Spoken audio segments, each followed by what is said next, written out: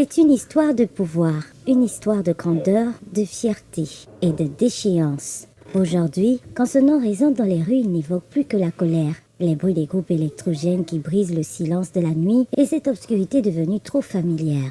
Mais il y a un demi-siècle, ce même nom était synonyme de miracle.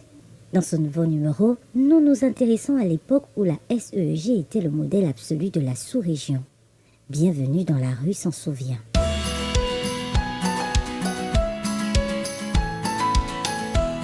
En 1950, la SEAE, la Société d'énergie de l'Afrique équatoriale centralisée, manquait d'agilité.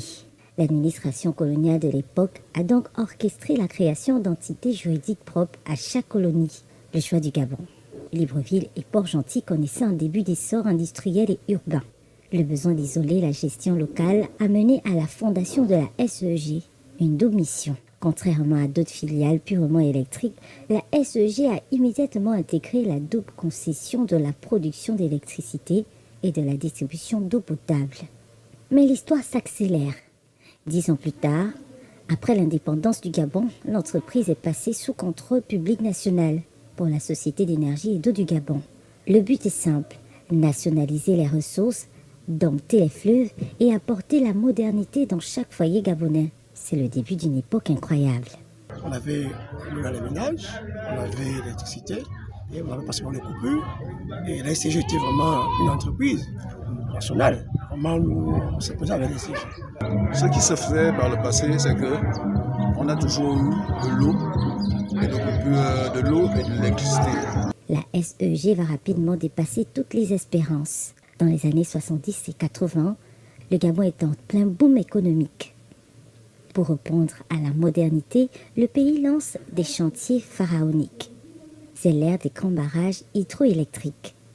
Les ingénieurs domptent les chutes de Kingele et de Chimbele. À cet instant précis, l'entreprise réalise un exploit.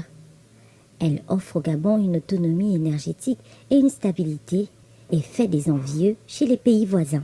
Mais c'était un modèle dans la sous-région. C'était vraiment un modèle de la SCG. Dans les années 80, la SCG a été un modèle. Pour moi, a été un modèle. Le coule à flot avec pression continue dans les foyers. Les coupures de courant, elles sont tellement rares qu'elles relèvent du mythe. Dans les années 80, tout allait bien. C'est-à-dire chaque Gabonais avait droit à de l'eau. À l'époque, on avait que la SCG, la SCG gérait l'électricité. Donc pour nous, c'était une seule entité, une seule entreprise qui gérait l'électricité.